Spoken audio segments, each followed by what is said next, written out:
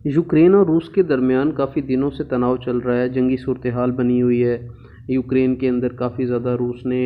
जो है धमाके किए हैं। यूक्रेन के सदर ने काफ़ी ज़्यादा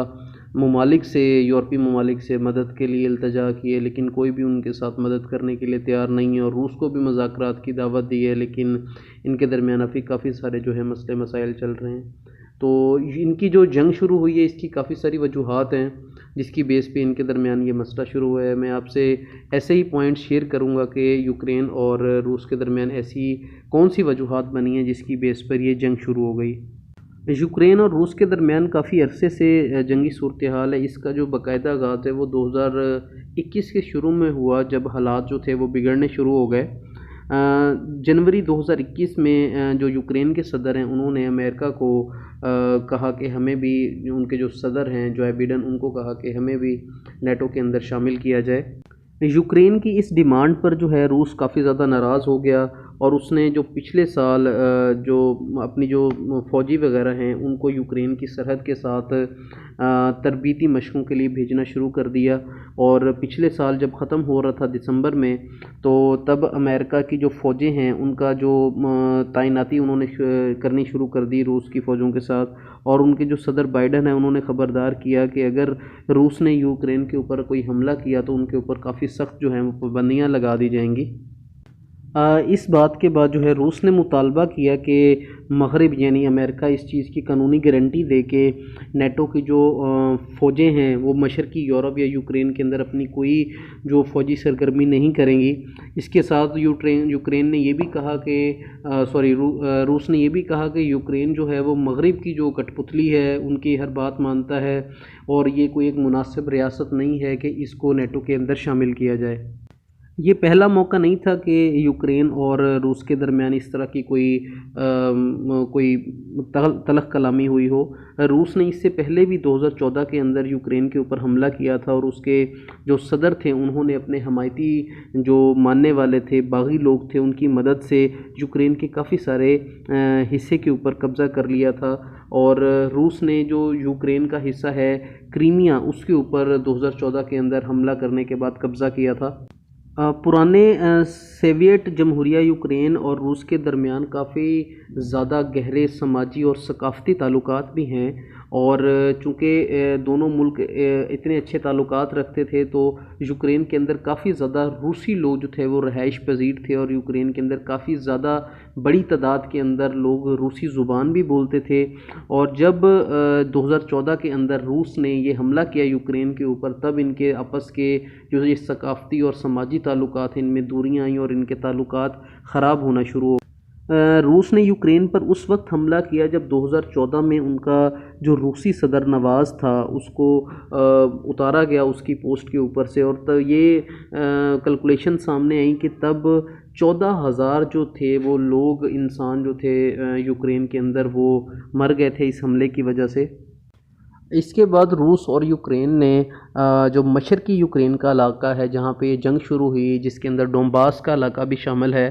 वहाँ पे इस जंग बंदी को रोकने के लिए एक अमन पसंद मुआहदे के ऊपर दस्तखत किए। चूँकि ये तनाज़ा चल रहा था, इसकी वजह से यूक्रेन का कहना था कि वो इस इलाके के अंदर अपनी अमन फ़ौजें जो हैं वो भेजेगा, ताकि इस इलाके के अंदर जो है वो अमन कायम हो सके और इस जंगबंदी को रोका जा सके। लेकिन मग़रिब के जो ममालिक हैं, जिसके अंदर मॉस्को भी शामिल है, उनका कहना था कि ये रूस की चाल है उस ज़मीन के ऊपर ख़ुद मुख्तार होने की, उस जगह पर जाकर कब्ज़ा करने की।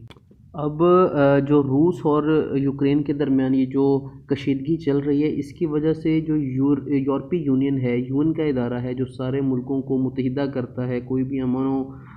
सलामती कायम करने के लिए कोशिश करता है, अगर किसी के दरमियान कोई कन्फ्लिक्ट आ रहा है उसको दूर करता है, तो उसके ऊपर काफ़ी ज़्यादा दबाव हुआ है इस मसले को लेकर। और चूँकि यूरोपीय यूनियन के अंदर बहुत सारे ऐसे ममालिक शामिल हैं जिन्होंने नेटो के साथ मुआहदा किया हुआ है, कि नेटो की फ़ोर्सेस के साथ मुआहदा किया हुआ है, इस वजह से तमाम वो जितने भी अरकान हैं यूएन के,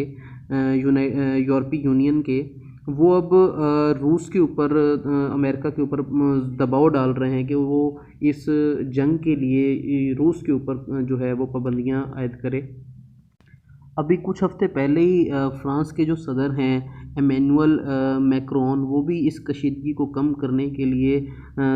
ماسکو گئے تھے صدر پوٹن سے ملنے کے لیے، کہ وہ بات چیت کے ذریعے ان جو مسئلے مسائل ہیں ان کو وہ حل کر سکیں اور ان کی کشیدگی کو کم کیا جا سکے۔ سیم اسی طرح جو انڈیا ہے اس نے بھی یوکرین اور روس کے درمیان اس کشیدگی کو ختم کرنے کے لیے کوئی سفارتی راستہ، کوئی بات چیت کا راستہ اختیار کرنے کے لیے زور دیا ہے۔ سیم اسی طرح پاکستانی وزیر اعظم جو ہیں انہوں نے بھی ریسنٹلی روس کا دورہ کیا ہے، اور انہوں نے بھی اپنی دورے کے دوران اسی بات چیت کے ذریعے، مفاہمت کے ذریعے مسئلے کو حل کرنے کے اوپر زور دیا ہے، اور ان سے درخواست کی ہے کہ وہ اس مسئلے کا حل جو ہے بات چیت کے ذریعے، مفاہمت کے ذریعے نکالیں۔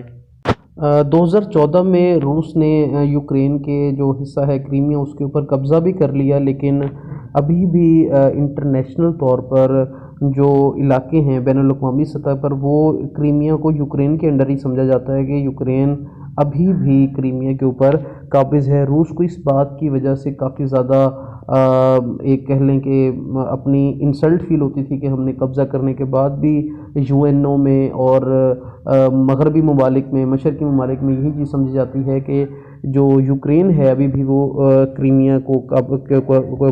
یہ تھی کچھ وجوہات جس کی وجہ سے یوکرین اور رشیا کے درمیان کافی زیادہ کنفلکٹ چل رہا ہے،